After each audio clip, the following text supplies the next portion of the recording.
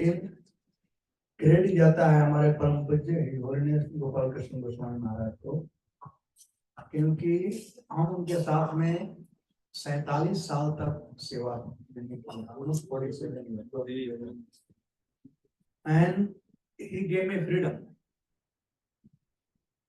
उनको उन्होंने फ्रीडम किया, और ये बड़ा भाई या बाप जैसे कैसे छोटे भाई को आगे बढ़ाता है, महाराज एक तरह से उंगली पकड़ करके बढ़ाए।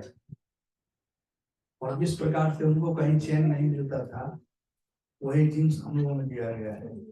तो चैन नहीं मिलता है बिना ट्रेवल किए, बिना प्रचार किए। सो महाराज was very happy that I was able to do something for the Prabhupada pleasure.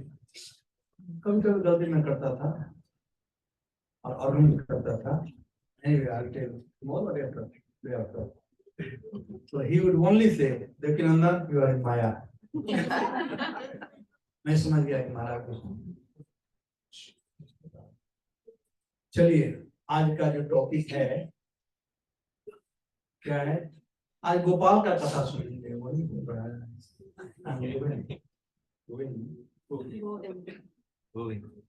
तो आज माता कुंती का प्रार्थना है, right?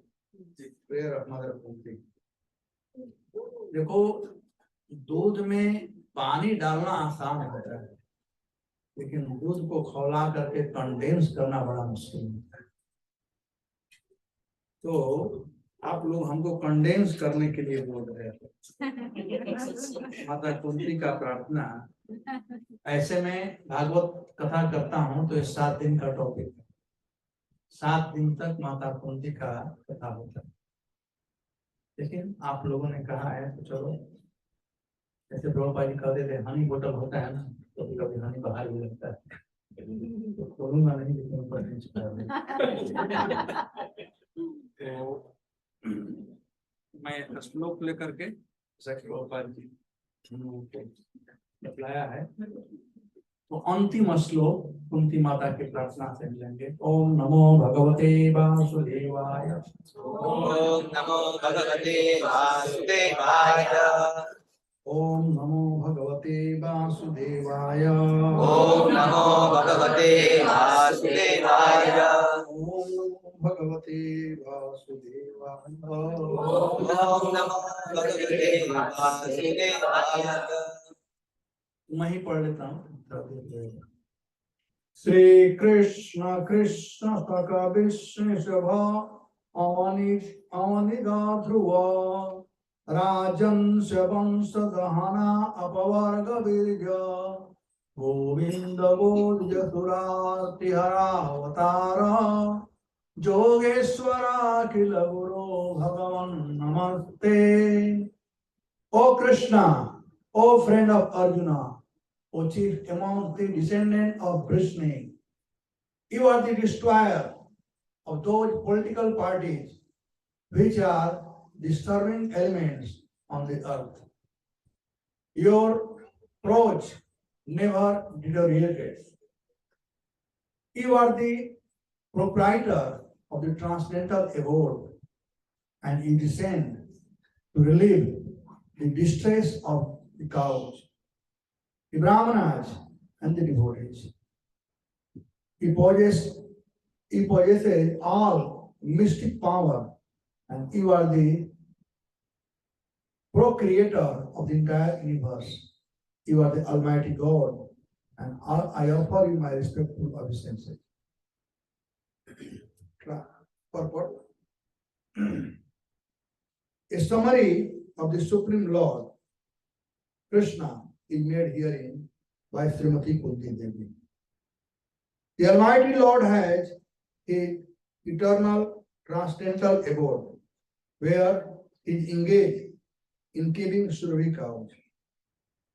He is served by hundreds and thousands of goddesses of persons.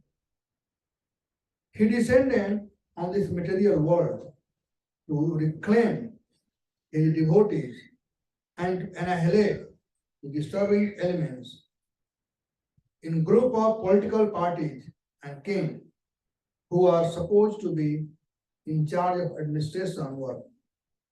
He creates, maintains, and inhalates by his unlimited energy, and still he always full with process and do not deteriorate to impotency. The cows, the Brahmana, and the devotee of the Lord are all object of his special attention because they are very important factor for the general welfare of living being. So, Srila Prabhupada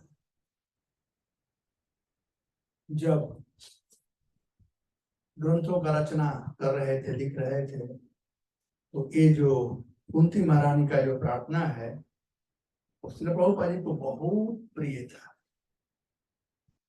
और प्रभुपाद जब टहलते थे कभी कभी तो कुंती माता के प्रार्थनाओं को गाया करते। श्रील प्रभुपाद जी कुंती महारानी के प्रार्थनाओं पर प्रवचन किए थे और जिसको महारानी कुंती का प्रार्थना।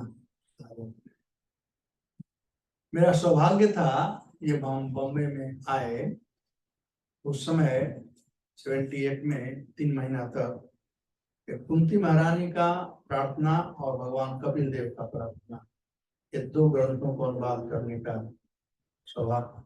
अनुवाद कर रहे थे हमारे निरंजन प्रभु, थे तो नहीं रहे, तो चित्रकूट यूनिवर्सिटी और यूपी के थे, और मेरा काम था कि उसको डिक्टाफोन से लिखना, टाइपराइटर में लिखना। इस प्रकार से हम लिखते थे, बाद में प्रेस में आता था टाइपसेटिंग करने के लिए। तो क्वीन कुंती और प्रहलाद महाराज का शिक्षा, ये 2 ग्रंथ शुरू में राधा रमन से मैं था, राधा रमन 3 आदमी कर रहे थे, तो यह किए थे। माता कुंती का प्रार्थना बहुत ही इम्पोर्टेंट प्रार्थना है। भागवत महापुराण इन प्रार्थनाओं से भरा पड़ा है। पूरे भागवत महापुराण में 25 अलग अलग प्रार्थना है। जैसे शुरू होता है, पहला प्रेयर बाय व्यास देव, दूसरा प्रेयर बाय अर्जुन, तीसरा है प्रेयर बाय क्वीन कुंती, चौथा है प्रेयर्स बाय विष्णुदेव, पांचवा है prayers by the lady of Hastinapur, छठा है प्रेयर्स बाय सुखदेव गोस्वामी, सातवां है prayers by Kardam Manu, prayers by Devahuti, prayers by Dhruv, prayers by Prithu Maharaj, prayers by Dhritarashtra, prayers by king Chitraketu, prayers by Prahlad Maharaj, Gajendra, Satyavrat, demigod, that when Krishna came home to mother Devaki. Then Nal Kubara, prayers by Brahma, prayers by wife of Kaliya, prayers by Indra, prayers by Gopis, prayers by Akrur, prayers by Muchkunda, prayers by Rudra, and prayers by Vyasdev. तो इस प्रकार से 25 prayer हैं पूरे भागवत महापुराण में। यह जो prayers है, यह तीसरा प्रेयर है भागवत महापुराण। यह कुंती माता का प्रार्थना है। मैं सोच रहा था कि जिसका हम प्रार्थना सुनने जा रहे हैं, उससे पहले हम उनके विषय में थोड़ा सुन। कुंती महारानी हैं और ऐसे भी जनसंख्या में माताओं का संख्या ज्यादा है। तो माता कुंती भगवान के कृपा की अवतार है, टेंडरनेस की अवतार है माता कुंती। और माता कुंती के पिताजी, जिनका नाम था महाराज सूरसेन, महाराज सूरसेन जो थे, उनके पिताजी थे देवमीण।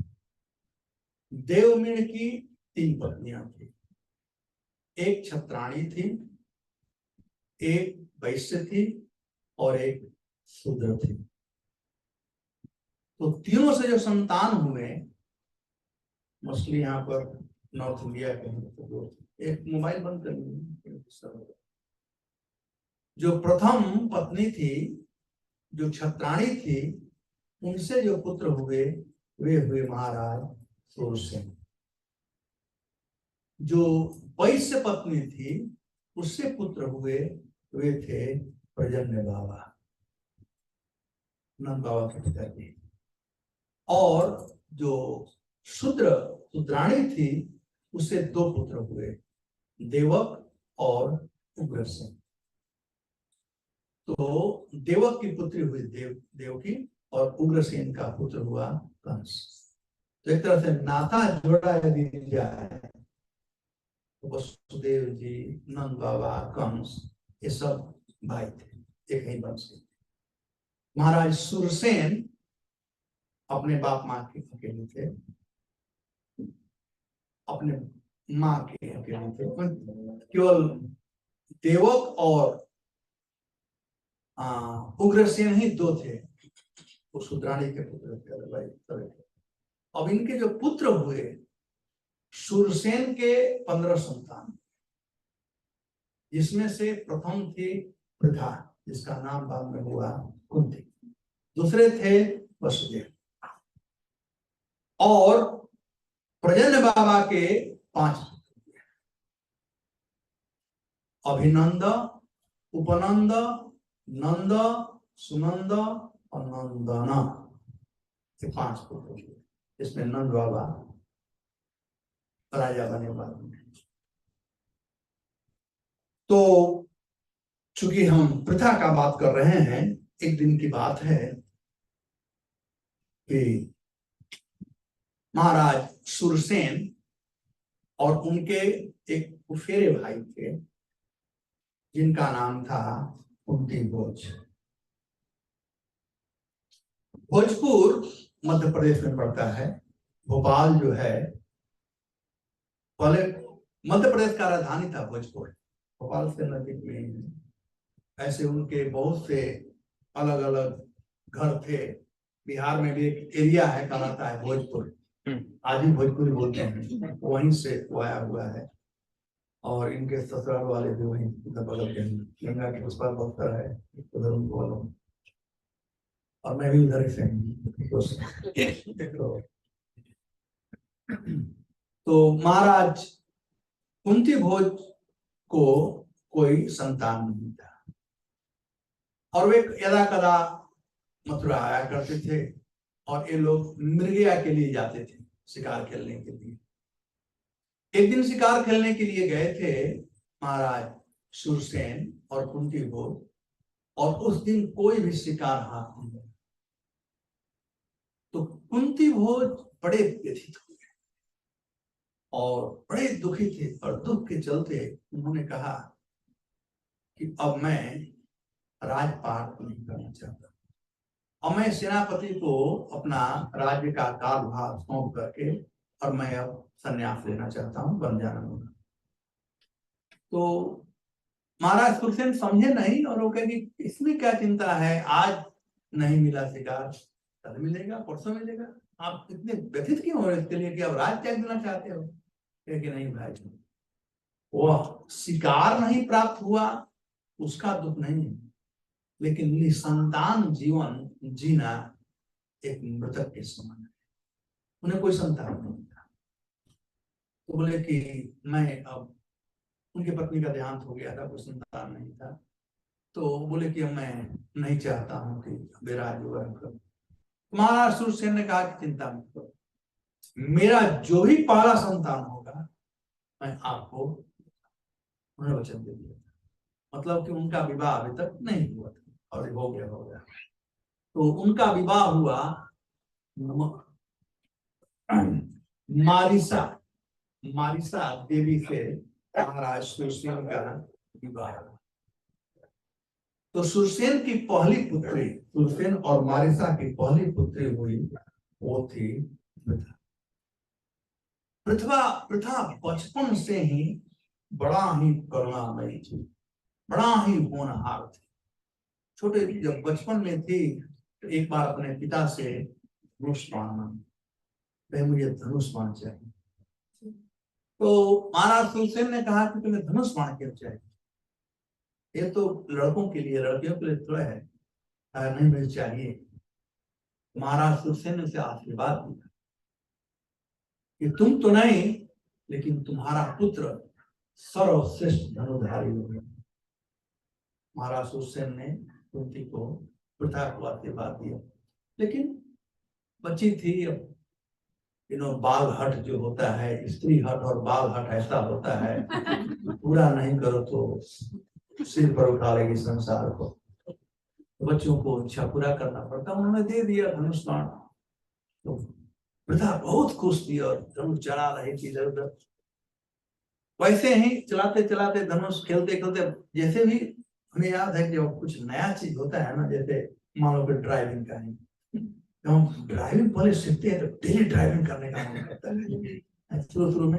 अब स्टीयरिंग छूने का मन नहीं करता है, स्पेशली इंडिया में ड्राइविंग आप लोगों को अच्छा लगता है। तो नया नया बचपन में याद है, साइकिल हम सीखे नया नया, तो माँ वगैरह चिल्लाती थी, अरे खाने के लिए आओ, लेकिन हम साइकिल चला नया नया कोई चीज सीखो बड़ा अच्छा लगता है। तो प्रथा को धनुष बाण मिला था नया नया, तो वह दौड़ करके जा रहे थे, इधर मारो उधर मारो उधर मारो। ऐसे ही देर हो गया, शाम हो गया समय, और उद्यान में प्रथा अपने दासी, जिसका नाम था चंद्रिका, उसके साथ में वहां पर खेल रही थी।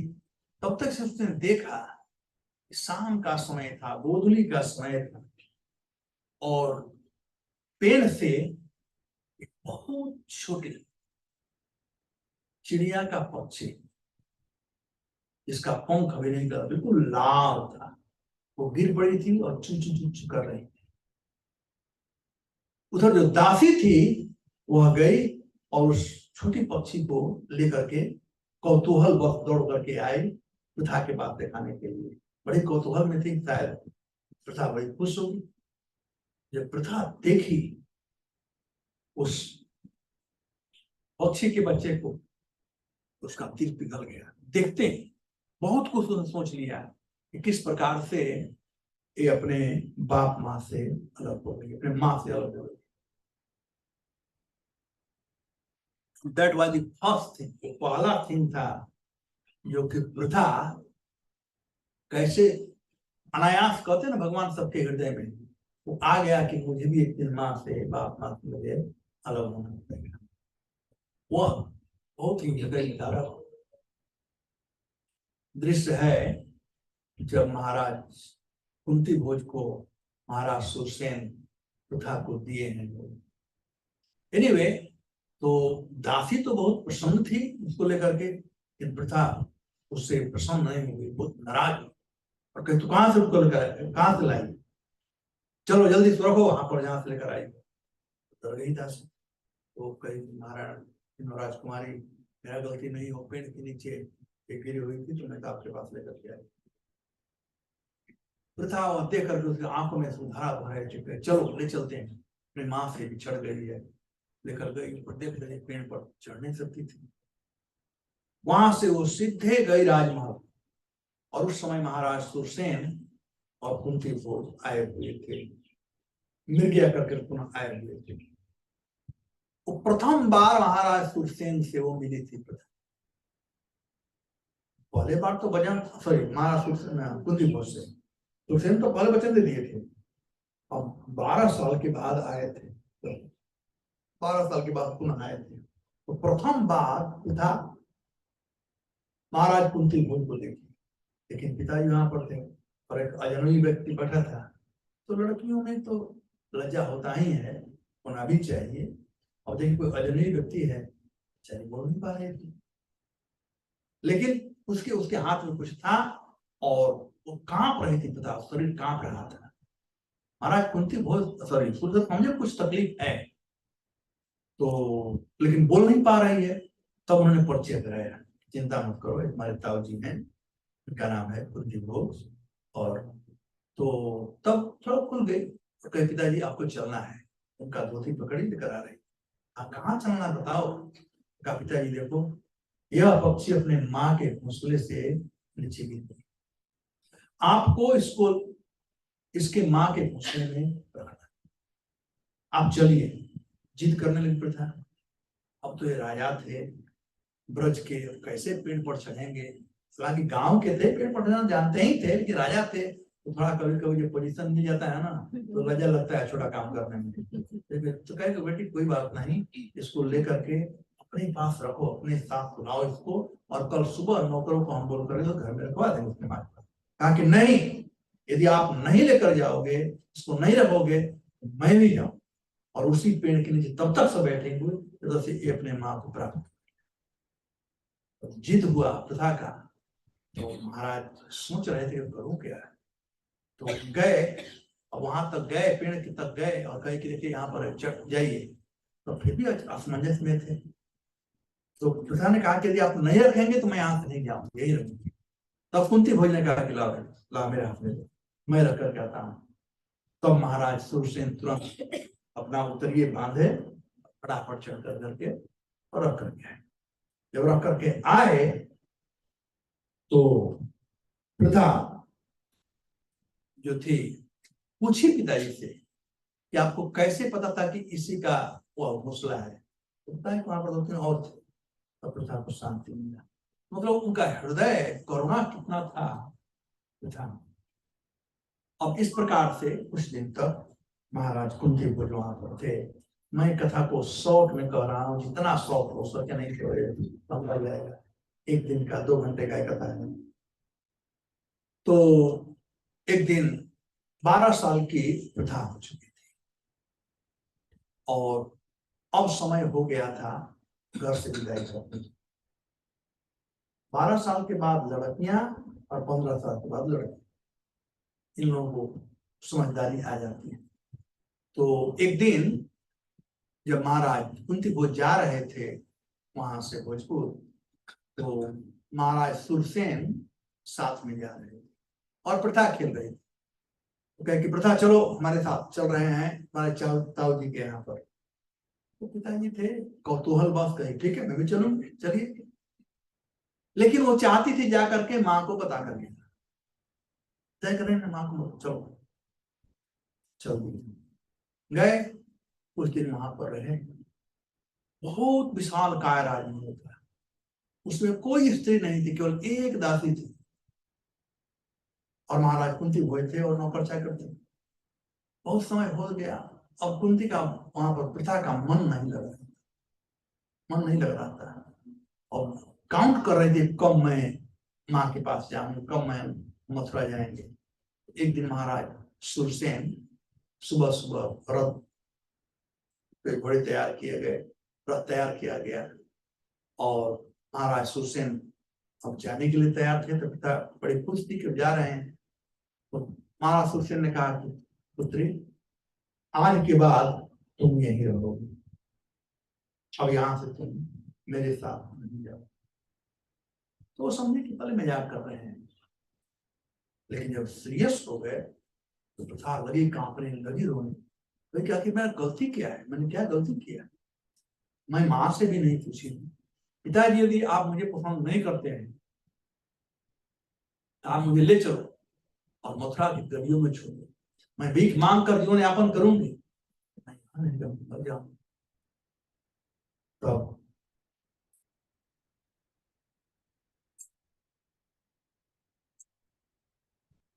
महाराज सुरसेन जो फिर जाते आंखों से अश्रु खराब नहीं और कहे कि पुत्री, मैंने वचन दिया है, मैंने वचन दिया है महाराज कुंती भोज को, मुझे अपना वचन पालन करना पड़ेगा।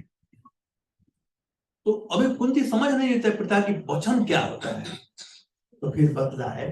उसके बाद एक तलवार होता है और एक छोटा कुठार होता है, वो निकाले, मूली काटे और खून से तिलक किए, चल दिए रथ लेकर के। और पिता दौड़ रही है, पिताजी कुछ देना चाहती थी, दौड़ रही है, पिताजी पिताजी, देखा भी नहीं तो चल दिए। महाराज कुंती भोज ने कहा कि ठीक है, आओ पुत्री, वो रथ तैयार कराए, फिर आओ मैं तुम्हें छोड़कर। उन्होंने अपना वचन निभा दिया, तुमको मुझे दे करके मैं अपना वचन दिखाऊंगा, तुमको वहां ले जाकर। प्रथा ने कहा कि नहीं, जब पिताजी जो वचन दिए हैं उस वचन का मैं यथावत मैं जीवन पर्यंत पाऊंगा। क्योंकि जिस दिन उस चिड़िया के बच्चे को घोंसले में रखे थे, उसी दिन प्रथा ने कसम खाया था कि पिताजी का एक भी बात मैं नहीं उठाऊंगा। तो इस प्रकार से प्रथा वहां पर रहने लगी। उसके बाद जब थोड़ा बड़ी हुई तो फिर उसके बाद दुर्वासा मुनि आए, और दुर्वासा मुनि ऐसा यज्ञ करना चाहते थे जिस यज्ञ से जो ब्रह्मा जी को प्राप्त है एक 24 तत्व सृष्टि के, उन 24 तत्वों पर विजय प्राप्त करना चाहते।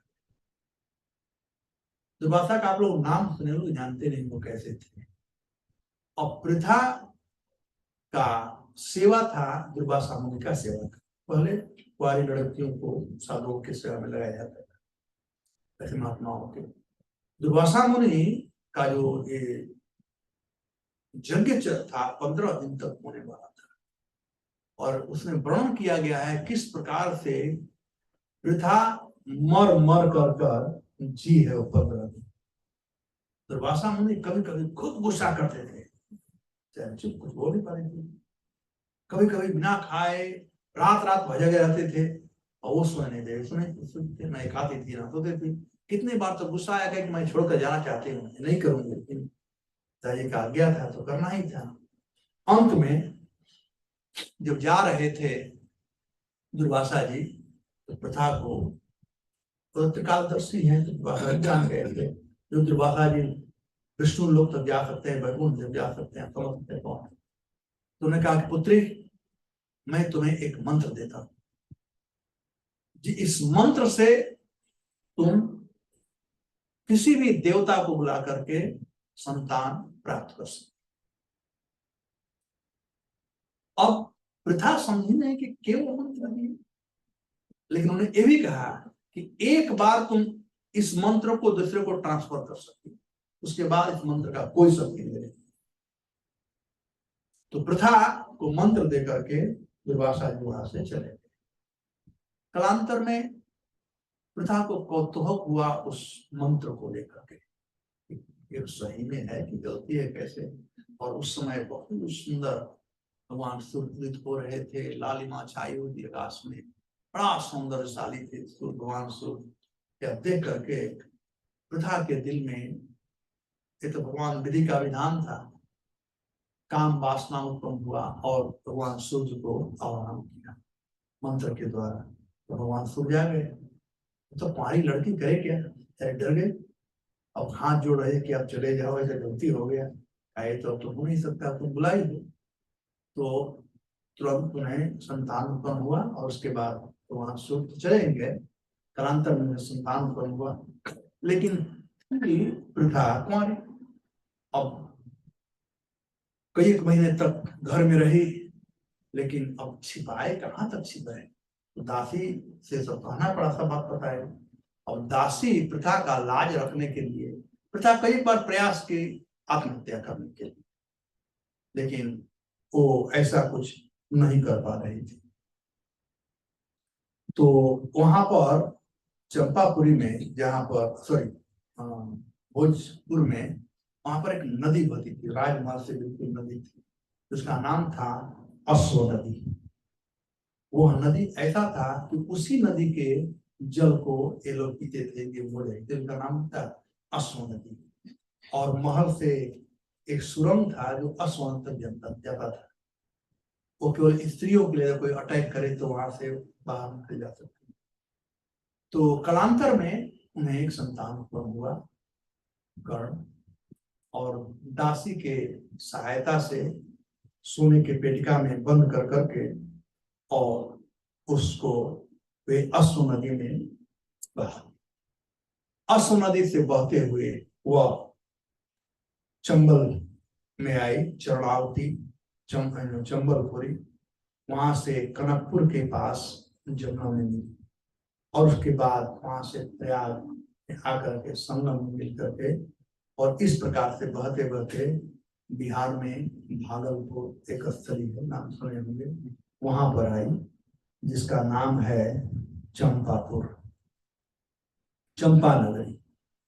और वह काफी से 50 योजन के दूरी पर है, अन्य देश का बगाई था। तो वहां पर आई, और जहां पर चंपापुरी में ही दासराज कर्ण को प्राप्त की। तो इस प्रकार से तो वो कर्ण का रहा। यहाँ पर कर्ण क्या है, मंजुषत्वाम नद्दा साजौ चर्मवती नदीम चर्मत अश्वः जमुना ततो गंगा जगामहम गंगायाम सुतपते चंपाम अनु यौपुरीम। इस प्रकार से वह चंपापुरी में है, जहाँ पर दासराज रहते थे, जो कि हस्तिनापुर में उनका काम था। तो भोजपुर से, अब वहां से हस्तिनापुर करीब जाने का जो रास्ता था, घोड़ा गाड़ी से जाते थे लोग, उसमें 8 दिन लगता था भोजपुर से। तो एनीवे इतना दूर तक वह कर्ण चला गया था। और बाद में कालांतर में जब 20 साल की हुई प्रथा, हाँ, जब प्रथा छोटी बच्ची थी तो कैसे कुंती नाम पड़ा, मैं बताना चाहता हूँ। जब प्रथा छोटी थी तो महाराज कुंती भोज उसे प्रथा पुकारते थे। तो प्रथा सुनते ही उसे याद आता था मथुरा का, माता पिता का। बेचारी बड़ी दुखी रहती थी। एक दिन वह स्वयं गई महाराज कुंती भोज के पास, वो बुलाए और गई और प्रणाम करके कहती है, पिताजी आपकी दत्तक पुत्री कुंती आपको प्रणाम कर रही। तो स्वयं अपना नाम कुंती रखा, प्रथा रखा, क्योंकि प्रथा का अनुसरण शुरू करता था। और महाराज कुंती भोज भी समझ रहे थे, तब से उनका नाम पड़ा कुंती। जब कुंती 20 साल की हुई तब उसका विवाह हुआ। उसके बाद 4 महीने तक महाराज पांडु विवाहित जीवन में रहे। उसके बाद वो दिग्विजय के लिए चल दिए। हमेशा जब राजा कोई बनता है तो उसका काम होता है अपने टेरिटरी पर। महाराज पांडु भी अपना टेरिटरी बढ़ाने के लिए बाहर गए। खैर जब आए वहां से तो आते समय एक हेड़क लेकर के आए, यानी माद्री को लेकर के आए। लेकिन महाराज पांडु के दिल धधका रहा था कि कुंती का वर्णन किया गया है, कितनी सुंदरी कुंती थी। द्रौपदी और कुंती दो का सौंदर्य ऐसा वर्णन किया गया है कि स्वर्ग की अप्सराएं भी द्वेष करती थी उसमें, कितनी सुंदर। और महाराज पांडु माद्री को लेकर आए तो उन्हें थोड़ा भय हो रहा था कि कुंती इसे कैसे लेगी। लेकिन कुंती कभी भी माद्री से द्वेष नहीं की, क्योंकि कुंती जानती थी कि द्वेष जो होता है वो 2 धारी तलवार के समान होता है, दोनों को काटता है। तो कुंती कभी भी द्वेष नहीं किया और बल्कि उसे सहारा दिया। तो बड़ी खुश थी कि आप मेरी बहन। पहले माद्री भी थोड़ा भयभीत थी, लेकिन जब पूरा बात हुआ तो कुंती ने स्वीकारा कि मेरी छोटी बहन माद्री अपना बहन मान करके उसे स्वीकार किया। तो इस प्रकार से ये दोनों रह रहे थे। खैर अब मैं ज्यादा नहीं जाऊंगा, नहीं तो हो जाएगा। तो और कथा है, कुंती का और कथा है। तो इस प्रकार से मैं कुंती नाम तक मैं चाहता था। अब कुंती का 3 जीवन है। एक था राजकुमारी कुंती, एक था महारानी कुंती, और दूसरा था राजमाता कुंती। ये तीनों जीवन उनका दुखमय है। जन्म से लेकर के मृत्यु पर्यंत कुंती का जीवन दुख का ही जीवन रहा है। राजकुमारी कुंती के रूप में माँ बाप से बिछड़ी, महारानी कुंती के रूप में 100 तो प्राप्त हुई ही, लेकिन वो सुनना पड़ा जो कोई स्त्री नहीं सुनना चाहिए। जैसे पति का देहांत तो हो ही गया पांडु का, जब पांडवों को लेकर के आई तो दुर्योधन कई एक बार इस बात को आता था कि आपको हम मानते हैं कि आप हम महाराज पांडु की पत्नी हमारी चाची हैं, लेकिन ये लोग हैं इनका कोई प्रमाण, इसलिए प्रमाण दिए थे, लेकिन ये लोग कुरुवंशी नहीं है। दुर्योधन का झगड़ा का यही जड़ था कि पांडव गण कुरुवंशी नहीं, हम कुरुवंशी ये नहीं है। एक बार पितामह भीष्म कई बार सुन रहे थे, एक बार इतना गुस्सा हुआ पितामह भीष्म को दुर्योधन पर, कहे कि दुर्योधन तू कह रहा है पांडव कुरुवंशी नहीं है, अरे यदि मैं कहूं आज के दिन का मैं ही एकमात्र कुरुवंशी हूं, तुम क्या तेरा बाप भी कुरुवंशी नहीं है महाराज। उसके बाद पितामह कुछ नहीं, वही संस्कार का समय था, बात सही था। पांडु और धृतराष्ट्र व्यासदेव के पुत्र थे, व्यासदेव ने देखा जाए तो पराशर के पुत्र थे, रावण के पुत्र हुए, और कुरुवंशी यदि कोई था महाराज संतौन के पुत्र को जिसमें थे, अकेले थे। तो उस दिन के बाद निधन बंद हुआ, नहीं तो उसका चलता ही रहता था।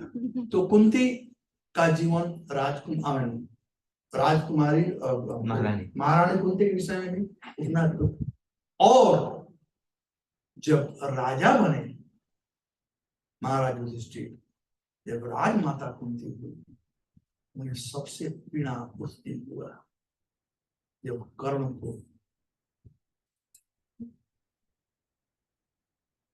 जब सबके लिए जल तर्पण किया जा रहा था, और जब माता कुंती इस सीक्रेट को कभी नहीं बताई थी, तो 3 ही लोग जानते थे कि कर्ण उनका पुत्र है, कृष्ण, पितामह भीष्म और कर्ण, कृष्ण और पितामह भीष्म, 3 ही लोग जानते, वो नहीं जानते, और कुंती आपको जानती। तो उस सीक्रेट को उस दिन और रिवील की महाराज युधिष्ठिर, जिस युधिष्ठिर माता कुंती के कहने पर जो युधिष्ठिर द्रौपदी से 5 भाई विवाह किए, वही युधिष्ठिर अपने मां को श्राप दे रहे थे। क्या अंतर होगा? तर्पण मतलब पितृ तर्पण होता है, जल देना पड़ता है, कोई देहांत हो जाता है तो 7 या 9 दिन तक जल देना पड़ता है, उसके बाद पिंडदान होता है, पितृपक्ष मनाते हैं। तो उस समय और उसके बाद कुंती में बैराग हो गया, फिर छोड़ देगी घर, धृतराष्ट्र और गंधर्व के साथ निकल पड़े। तो कुंती का जीवन जो था वह दुख से ही बीता है। यह जो कुंती प्रार्थना है, इस प्रार्थना में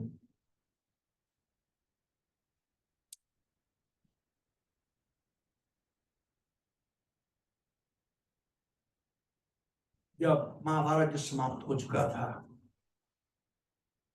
और परीक्षित अपने मां के घर में थे, वो कुरुकुल का अंतिम संतान था, अंतिम चिराग था, और अस्थामा उसको भी खत्म करना चाहिए।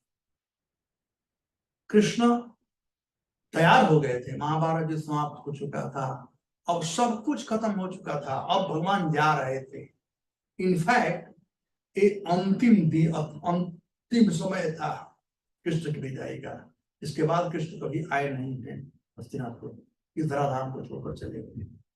लेकिन कृष्ण भी नहीं जाना चाहते थे, और कुंती भी नहीं चाहती थी कि कृष्ण जाए। कुंती क्यों नहीं चाहती थी कृष्ण जाए, उसका वर्णन कुंती प्रार्थना में है। लेकिन कृष्ण क्यों नहीं जाना चाहते थे, वह आगे अध्याय 9वें अध्याय में।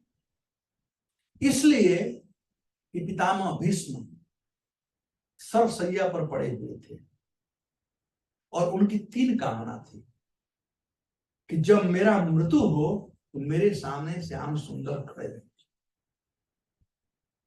मेरे मुख से, मैं आंख से उनका दर्शन करूं, मुख से उनका गुणानुवाद करूं और हृदय में उनको धारण करूं। बोलो ना, हेरिनु तुम्हार चांद बदने, नयन हेरिनु तुम्हार चांद बदने, हृदय धरिनु तुम्हार चरण कमले। हरिदास ठाकुर का भी यही इच्छा था, ठीक वैसे ही पितामह भीष्म का। अब भगवान सोचे मैं जाऊं से जाऊं कैसे ना। पितामह भीष्म लड़ाई किए हैं शत्रु पक्ष में, यदि मैं युधिष्ठिर से कहूं कि मैं तो जाना चाहूंगा तो युधिष्ठिर को अच्छा नहीं लगेगा। लेकिन कृष्ण हस्तिनापुर में नहीं जाना चाहते थे, और इधर युधिष्ठिर महाराज डीप डिप्रेशन में थे। और डिप्रेशन कारण क्या था, इसका वर्णन 8वें अध्याय के अंतिम श्लोक में।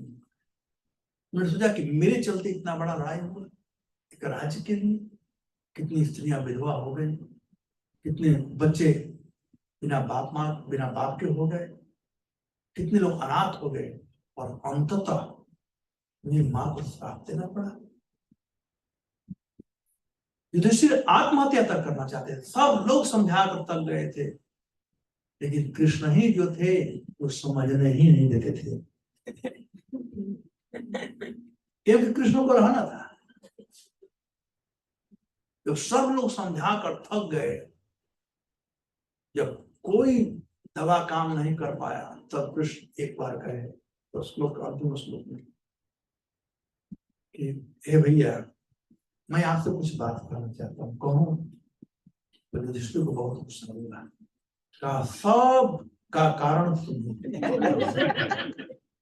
तुम्हारे चलते महाभारत हुआ, तुम्हारे चलते तू क्या बता रहे हैं, और तू कहो तो ये अच्छा है, और कौन महाभारत बाकी रह गया है? ताकि मैं महाभारत नहीं चाहता हूँ, मैं चाहता हूँ आप स्वस्थ रहे, आप राजा हो, राजा को स्वस्थ हो। तो कहा सब लोग समझा चुके, मेरा दिमाग नहीं काम कर रहा। नहीं, एक व्यक्ति है जिसे आप कभी नहीं सुने, और वो है आपके पितामह, आज भी आपका प्रतीक्षा करता है। पितामह का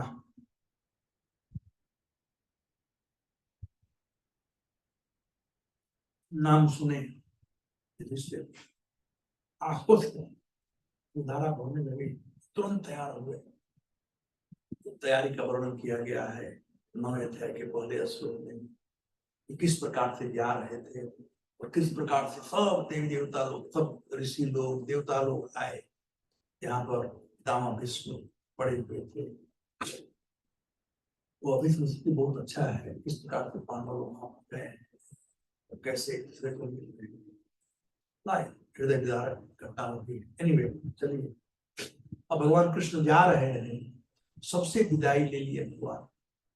माता कुंती सब विदाई ले रहे हैं, तो माता कुंती जाते समय भगवान के चरणों में प्रार्थना की, और वो ये प्रार्थना है दूसरे 8वें अध्याय ब्रह्मस्मृति के 8वें अध्याय श्लोक 18 से लेकर के 26 श्लोक में प्रार्थना की। माता कुंती खड़ी है, भगवान तैयार है जाने के लिए, लेकिन चाहती नहीं थी कि जाए। अब प्रार्थना करें, और एक प्रार्थना है, प्रारंभ हुआ है नमस्ते से और अंत हुआ है नमस्ते तक। श्लोक जो 18वां है उसमें कहते हैं, नमस्ते पुरुषं त्वाद्यं ईश्वरः प्रकृते परां अलक्ष्यं सर्वभूतानां अंतर्बहिरवस्थिता। प्रणाम करती है, कभी नमस्ते, नमस्ते, मैं आपको प्रणाम करती हूँ। और अंत में है भगवान नमस्ते, ये भगवान मैं आपको प्रणाम करता हूँ। तो शुरू में नमस्ते है और अंत में नमस्ते। इसीलिए जितनी प्रार्थनाएं हैं, आप देखो अंत वाला तो सब, तो ये नमस्ते वाला है प्रार्थना। माता कुंती श्लोक संख्या 18, 19 और 20 में भगवान के, मैं चाहूंगा कि संक्षिप्त में 26 श्लोकों का थोड़ा थोड़ा बात आपको, बस जो टेक्निकल बातें बता दूंगा और पढ़ लेना। पहला जो श्लोक है उसमें कह रही है नमस्ते पुरुषम त्वाद्यम ईश्वर प्रकृति परम अलक्ष्यम सर्वभूतानां अंतर्बहिर्वस्थित माया जवनिकाक्षन्नम अज्ञात अधोक्षज अव्ययम न लक्ष्यसे मूर्तिसा नटो नाट्य धरो यथा। उसके बाद तथा परमहंसानां मुन्नाम अमलात्मनम भक्ति योग विधानार्थम कथम पश्चिमे ही स्थिर। तो अपना कंडीशन बता रही है कि भगवान कैसे हैं। ये 2 श्लोकों में भगवान के गुणों का गान कर रही है। जब भी हम किसी का गुणगान करें, हम गुणगान उसी का कर सकते हैं जिसका कुछ गुण हो। तो कोई गुण नहीं तो गुणगान क्या करेंगे। इसीलिए कहा गया है शास्त्र में कृतधि कृतांजलि। कृतांजलि प्रणाम जो होता है वह 4 प्रकार का। एक होता है अष्टांग प्रणाम, एक होता है साष्टांग प्रणाम, एक होता है नतांग प्रणाम और एक होता है कृतांजलि। कृतांजलि मतलब हाथ जोड़ प्रणाम करते हैं, प्रणाम मतलब कृत अंजलि। ये बड़ा पावरफुल है। गांव में 2 नली का बंदूक होता है, 10 नली वाला बंदूक है। बड़ा स्ट्रांगली काम करता है और कितना भी गुस्सा में हरे कृष्ण बहुत बड़ा काम करता है। प्रणाम करना सीखना चाहिए। ये है कृतांजलि। कृतांजलि और इसे माता जी को प्रणाम करते झुक करके, वो कहलाता है नतांग। नतमस्तक होकर के हम भी कर सकते हैं, नतमस्तक होकर झुक करके यहाँ से कंधा तो झुक जाए। उसके बाद होता है साष्टांग, यानी 2 पैर 2 हाथ वक्षस्थल और मस्तक एक पृथ्वी पर है, 6 अंग, इसे साष्टांग कहते हैं। और अष्टांग में होता है कि भगवान के गुणों का याद करें मन में और मुख से बोले। राम करते हैं, हम तो बोलते हैं ना, हे कृष्ण करुणा तो हम लोग केवल बोल देते हैं हे कृष्ण करुणा सिंधु, कि जब बोले हम हे कृष्ण करुणा सिंधु तो मन में कृष्ण का करुणा दिखाई पड़ती है। दीन बंधु जगत पते, तो एक वर्ड है, भगवान का गुण है। इसीलिए भगवान आपको जब वसुदेव जी प्रणाम कर रहे थे तो सुखदेव गोस्वामी कहते हैं कृतधि कृतांजलि। वसुदेव जी कैसे प्रणाम कर रहे हैं? कृतधि, भगवान का जो कृति है उसको जानते हुए, भगवान कौन है उनके गुणों को जानते हुए। प्रभुपाद जी कहते हैं कि आज लोग अपने बच्चों का नाम रखते हैं लक्ष्मी नारायण और बच्चा भीख मांग रहा है। तो नाम कुछ और गुण कुछ, काम कुछ, पैसा नहीं। कृतधि कृतांजलि जैसा। अब गिरिराज तो भगवान गिरिराज हैं, गिरधारण किए थे। माखन चोर तो माखन चोरी किए। कृतधि कृतांजलि जो गुण है उसके अनुसार है। तो माता कुंती जो यहाँ पर प्रणाम किए हैं 3 श्लोकों में भगवान के गुणों का यहाँ पर वर्णन किया गया है। दूसरा प्रश्न उठता है कि माता कुंती तो कृष्ण की क्या लगती है ना, बुआ लगती है। तो ऐसा कभी हुआ है कि बुआ जी भतीजा को प्रणाम करती हो? है? क्या होता है? भतीजा को एक प्रणाम करता है ना, तो ये तो बड़ा गड़बड़ हो गया। प्रणाम 2 को किया जाता है, या तो कद से बड़ा हो या पद से बड़ा। कभी तो होता है ना, चाचा हमारा हमसे छोटा होता है, तो है ना, ऐसा होता है। आजकल तो नहीं होता है, पहले जमाने में चाचा छोटा होता है, हम तो 5 साल छोटा, फिर प्रणाम करते चाचा है भाई, पद से बड़ा है। और कोई कद से बड़ा है क्योंकि एज में बड़ा है। और कृष्ण तो कद से बड़े हैं न पद से बड़े हैं। नियम देखा जाए तो कुंती को प्रणाम करने का उचित नहीं बनता है। कृष्ण कद से छोटे हैं, तो कुंती के बेटे अर्जुन के समवयस्क है, उससे कुंती का बड़ा बेटा है और पद से बुआ है। लेकिन कुंती जानती है कि न तो ये मेरे भतीजे हैं न मैं इनकी बुआ हूं। ये कौन है? वही बात कुंती शुरू से करे। नमस्ते ते नमः, मैं आपको प्रणाम करता हूँ। क्यों? वही हमें क्यों प्रणाम कर रहे हो? पुरुषम तुम आदि ईश्वर, आप कौन हो? आप परम पुरुष। अर्जुन भी यही कहे गीता में, परम ब्रह्म परम धाम परम भगवान पुरुषम शास्त्रम दिव्यम आदिदेवम अजयम। वही कहती है नमस्ते पुरुषम त्वाद्यम, तू मतलब निश्चय ही, कोई दोहरा नहीं है। नमस्ते पुरुषम, तू आदि ईश्वर, आप आदि पुरुष हैं, आप कंट्रोलर है। किससे कंट्रोल है? कि पूरे संसार के प्रकृति पर और आप संसार से परे है।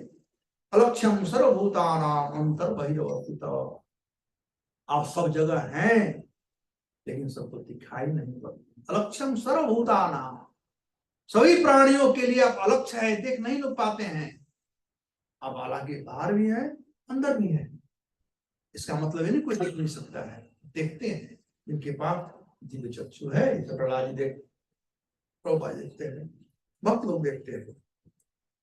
प्रश्न उठता है कि लोग क्यों नहीं देख पाते हैं? तो उसे स्वर में कहती है माया गौनम, कि भगवान आप अपने को ढांक लिए हैं माया के जौवनिका के द्वारा। ये जो है ना, जो खिड़की में लगता है ना दूसरा वाला पर्दा, जो दिखाई पड़ता है लेकिन दिखाई नहीं पड़ता है, वैसा वाला। तो माया जौनिकाक्षन्नम अजह अधोक्षज अव्ययम, भगवान कैसे हैं? अजय है, अजन्मा है, अधोक्षज है। प्रभुपाद जी कहते हैं अध अक्षज ज्ञान इति अधोक्षज, जो हम अपने ब्लॉन्ड सेंसेज के द्वारा भगवान को परसीव नहीं कर सकते हैं, इसे उनका एक नाम है अधोक्षज। और भगवान कैसे हैं? अव्यय है। देखिए कितने यहाँ पर गुणों का वर्णन माता कुंती करती है। एक एक गुणों पर हम बात कर सकते हैं, लेकिन हम लोगों को जानना चाहिए। 9 लक्ष्य से मुड दिशा यथो नाट्य धरो यथा। अब यहाँ पर उदाहरण देती है। आप लोग कठपुतली का नाच देखे हैं? वो 3 धागे से वो नचाता है, नचाने वाला कोई देखता नहीं धागा है कि नचाने वाला है। वैसे ही भगवान नचाने वाले हैं। और प्रकृति के 3 गुण, सत्गुण, रजोगुण और तमोगुण जो है, उसमें जब कोई देख ही नहीं सकता तब बुआ जी आप कैसे देखती हो? सोच सकता है ना, जब आप इतना बड़ा बड़ा बात कर रही हो तो अंत में कहती है कि मैं भी नहीं जानती। कौन जानता है? तथा परमहंसानाम मुनिनाम अमलात्मनम, कौन कौन लोग जानते हैं भगवान को? पति परमहंसा। 4 प्रकार के सन्यासी होते हैं। एक होते हैं कुटिचक, एक होते हैं बौद्धक, एक होते हैं हंस, और एक होते हैं परमहंस। परमहंस को ही नरोत्तम लिखा है। तो कुटिचक मतलब घर से बाहर कुटिया बना करके, यूपी बिहार में ज्यादा होता है। बुढ़ापे में जाते हैं, घर के बाहर कुटिया बना लेते हैं, वहां रहते हैं, घर से खाना बनकर आता है, खा लेते हैं, भजन करते हैं, वो कहलाते हैं कुटिचक।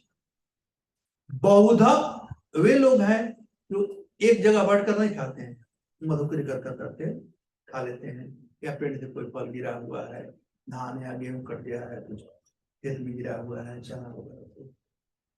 और हंस जो कि अपना चिंता नहीं करते,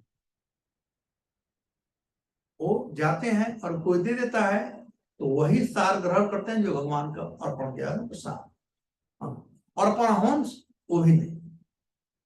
तो कैसे कोई परमहंस बनता है, इस विषय में सुखदेव गोस्वामी कहते हैं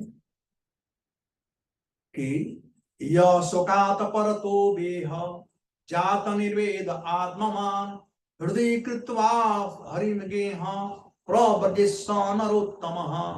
प्रभुपाद कहते हैं जय ओम विष्णुपाद परमहंस परिव्राज का। परमहंस किसे कहते हैं? यह शोकात परतो वेह, स्व मतलब अपने से, यह शोकात, परतो मतलब दूसरे के द्वारा, यह शोकात परतो वेह, जात मतलब उत्पन्न हो जाता है, निर्वेद आत्मवान जो निर्वेद हो जाता है, जो डिटैच हो जाता है, आत्ममान, पत्नी पुत्र परिवार देह, आत्ममान, इसको आत्मा हम मानते हैं, देह को आत्मा मानते हैं, पत्नी पुत्र परिवार बैंक बैलेंस सब जो भी अपना मानते हैं, आत्मवान। तो करता क्या है, यह सुखात परतो भी जात निर्वेद आत्मवान हृदय कृत्वा हरिम गेहा, अपने हृदय में हरि को धारण करता है, गेह मतलब गुफा में, हृदय कृत्वा हरिम गेहा प्रवर्यसनोत्तम, तो सर्वत्र जाकर के प्रचार करता है, वह नरोत्तम कर जाता है। तो वैसे लोग हैं जो भगवान को जानते हैं, तथा परमहंसानाम मुनि नाम, जो मनन करते हैं, ज्ञानी लोग, जैसे चतुर्कुमार लोग इत्यादि।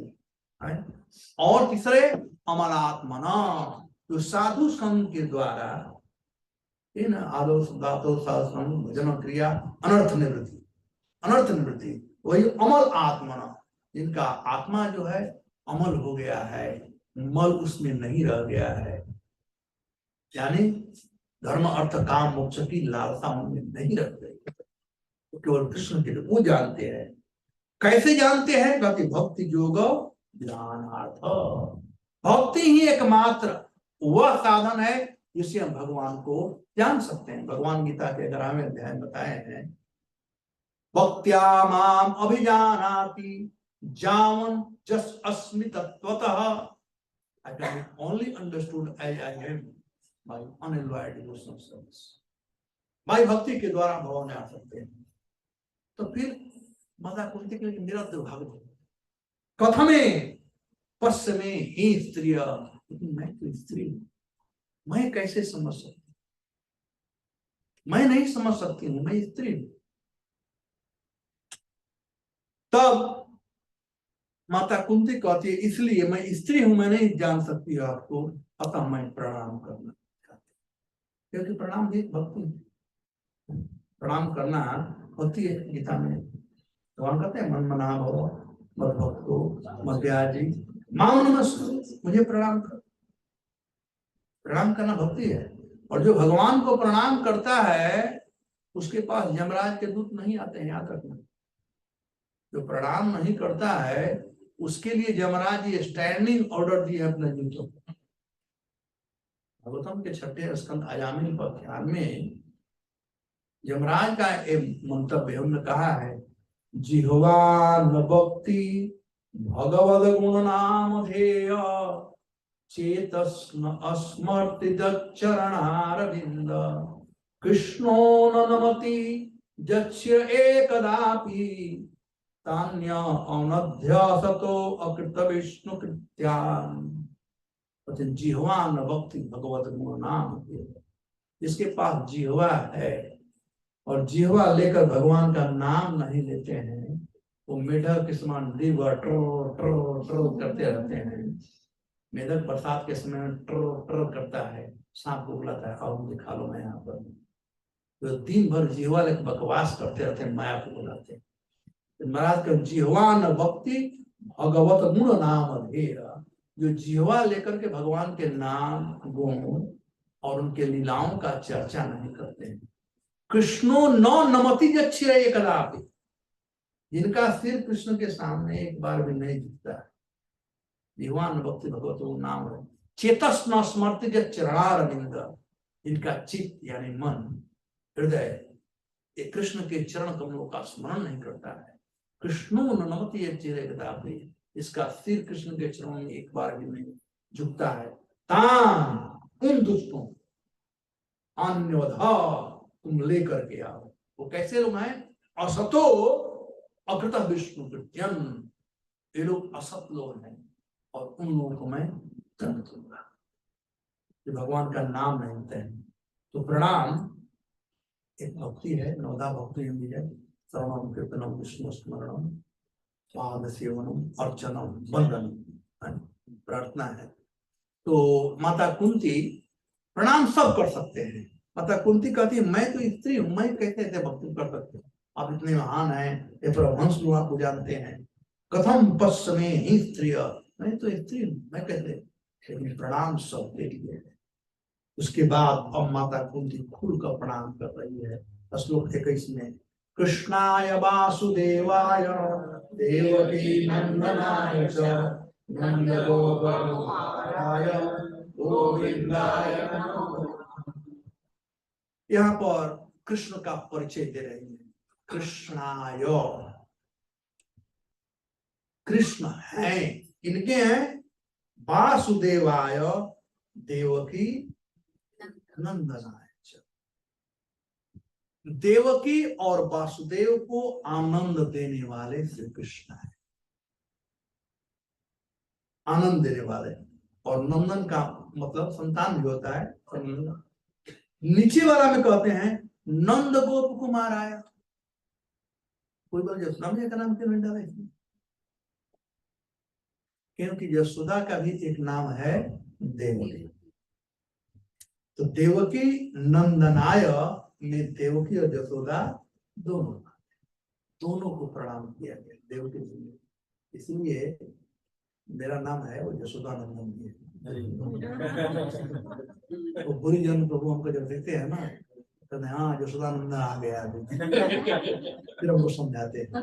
Anyway, तो कृष्णाय वासुदेवाय देवकी नंदनाय च नंद गोप कुमार आया। क्या सुंदर बात है यहाँ पर। नंद गोप कुमार आया। कृष्ण केवल नंद बाबा के ही पुत्र नहीं, देखो नंद और गोप कुमार यानी समस्त ब्रजवासियों के पुत्र। इसीलिए यहाँ पर सुखदेव गोस्वामी यशोदा जी का नाम डायरेक्टली नहीं। यशोदा जी जो है केवल नंद बाबा की पत्नी, तब ब्रजवासियों की पत्नी तो नहीं है। लेकिन यहाँ पर देवकी नंदनाय से च कह करके देवकी नंदनाय च का मतलब नंद और यशोदा और देवकी दोनों के पुत्र हैं। और इधर नंद गोप कुमार आया, इसीलिए यहाँ पर नंदनाय च और गोविंदाय दोनों में आनंद आनंद आया हुआ है। कृष्ण आनंद स्वरूप। इसलिए भागवतम के दशम स्कंद के 5वें अध्याय में जब नंदोत्सव मनाया गया है, वहां पर वर्णन किया गया है कैसे श्लोक, नंद तुम आत्मज जातो, एनीवे नंद के आनंद भयो जय कन्हैया लाल कहते हैं ना। तो वहां पर यही आया हुआ है नंद तू चैप्टर 5 टेक्स्ट नंबर 1।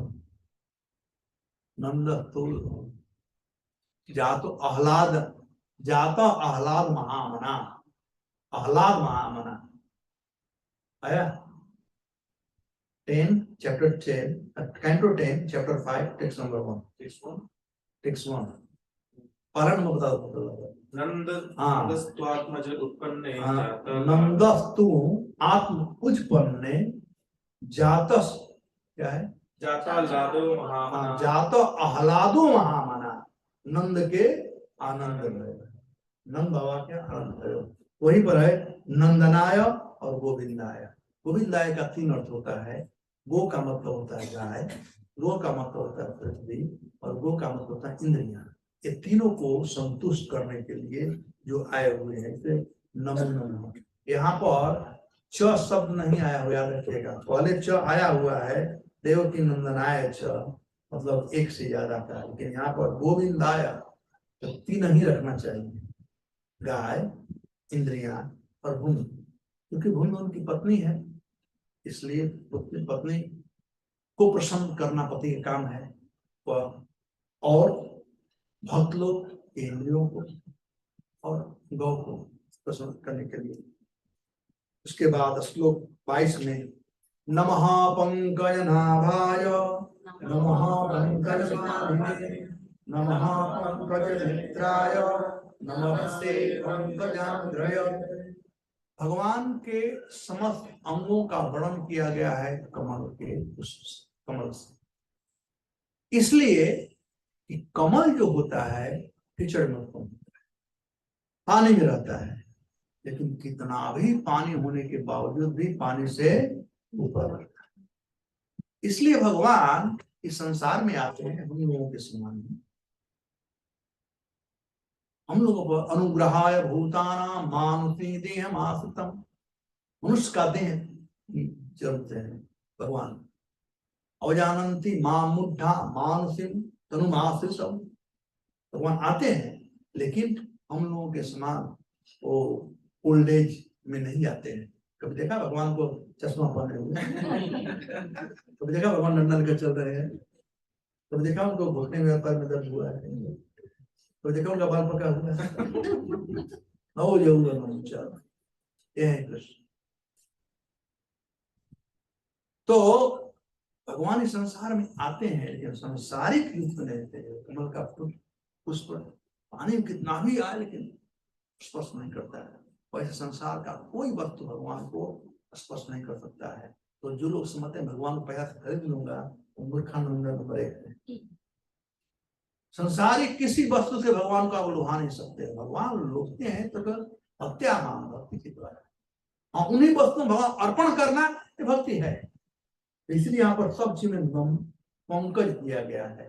दूसरा बात प्रभुपाद बताते हैं कि माता कुंती भगवान के नाभि से प्रणाम कर रहे, क्योंकि उनकी बुआ है, पैर से प्रणाम कर दी तो उनको थोड़ा लज्जा लगता है इसलिए। लेकिन हम लोगों को चाहिए भगवान के चरणों से प्रणाम करना, चरणों से, नाभि, वक्षस्थल, डायरेक्टली चेहरा नहीं देखना चाहिए। फिर अब अपने सौभाग्य का वर्णन कर रही है। यथा ऋषिकेश खलेन देवकी कंसेन रुद्धा अचेतुचार्पिता विमोचिता हम च सहात्मजा विभो वही अनाथेन मोहोद्दीपक्षणात्। अब यहाँ पर गुणगान करे कि हे कृष्ण, आप कितने पार्शियल हैं हमारे पर, हम पर कितना विपत्ति नहीं आया लेकिन आप हमारे विपत्तियों में हमेशा खड़ा रहे। जहां वहीं पर आपकी माता देवकी, यथा ऐसी के सखले न देवकी, यह दुष्ट कंस आपके माँ बाप के सामने आपके 6 भाइयों को मार डाला, लेकिन आप बचाने नहीं गए। लेकिन हमारे बच्चों पर थोड़ा भी खरोच न लग जाए, आप आकर के विमोचिता हम सहात्मया विभो, हे विभो, आप मेरे आत्मजों का, मेरे पुत्रों का, मेरा हमेशा रक्षा किए आप हे नाथ। आचार्य गण कहते हैं कि भगवान कोई कौश भगवान ऐसा क्यों? क्योंकि पत्नी का रक्षक पति होता है। तो देवकी के रक्षक वसुदेव जी थे, उनका काम था देवी का रक्षण। जहां तक पांडवों और कुंती, महाराज पांडु नहीं थे, तो जिनका कोई रक्षक नहीं होता है उनके भगवान रक्षक।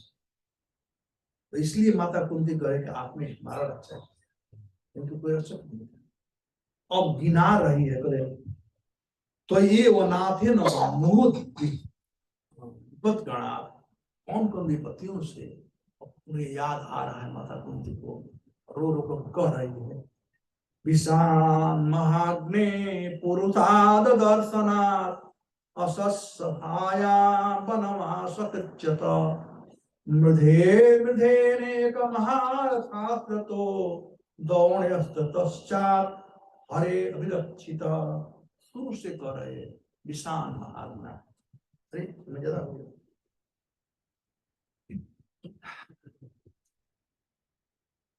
2 मिनट और लूंगा, ज्यादा नहीं। अब कर्म अब नहीं हो पाएगा, मुझसे भी नहीं हो पाएगा, क्योंकि एक श्लोक जो है ना अब बढ़ते जाएगा, अब बढ़ते जाएगा। यहाँ शुरू कर रही माता कुंती, विषाद महाग में जब भीम को विष दिया गया था, आपने रक्षा किया। पुरुषार्थ दर्शना, जब हिडिंबा आया उस समय, असस्त भायाम, जब दत्ते का चिरहरण हुआ था, वनवास अकृच्छते, वनवास में इतना दुख नहीं हुआ, हमारे चारों बेटे मर गए थे जब यक्ष का जो हुआ था। मृधि मृधि, महाभारत का तो कहना ही कहा है, कितने महारथी लोग थे वहां पर। अरे वो तो और छोड़िए, अभी अभी हमारे सामने में देखा द्रोणाचार्य के पुत्र अस्थामा के द्वारा प्रहारित ब्रह्मास्त्र से किस प्रकार से पूर्ववंश का रक्षा किया। इस प्रकार कहने के बाद माता का विश्व के इतिहास में कुंती ही एक ऐसी डिवोटी है जो भगवान से दुख मांगी।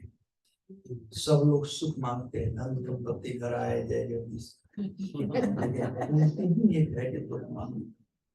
विपदा संतु तासस्वत् तत्र तत्र जगद्गुरु भवतु दर्शनो यस्यात् अपनर्भव दर्शन। तो आदि हो गई है। मैं कहा ना, तो 3 जीवन था। राजकुमारी कुंती, महारानी कुंती और राजमाता कुंती, और तीनों जीवन में केवल 2 दिन था। वो आदि हो गई थी तो, इसलिए भगवान से तो आ रही, भगवान अब जा रहे हैं। भगवान हस्तिनापुर से नहीं जा रहे हैं, इस धराधाम को छोड़कर जा रहे हैं, याद रख। उसके बाद भगवान हस्तिनापुर नहीं आए। और जब कोई जा रहा है तो मांग रहे, तो अच्छा चीज से मांग लो। कि मांग रहे दुख, हमको दुख ही दीजिए जीवन पर्यंत। मैं आज कथा यही पर कहकर समाप्त करूंगा। जो कल वाला उसका टॉपिक बंद कर, चेंज कर दे क्या? हाँ बोल रही हूँ। कल वाला टॉपिक इसके आगे हम बढ़ा देंगे। हैं? हाँ। ये तो मैं आप लोगों को चटाया हूँ थोड़ा थोड़ा। अभी तो और सब बाकी रह गया है। फिर तो आपको 1 महीना रहना पड़ेगा। इसमें दामोदर भाई लग जाएगा। दामोदर धारा है ना। और जो आपका जो कल का टॉपिक है, वो प्रश्न पूछ लेना, वो प्रश्न उत्तर में आएगा। All right, thank you very much.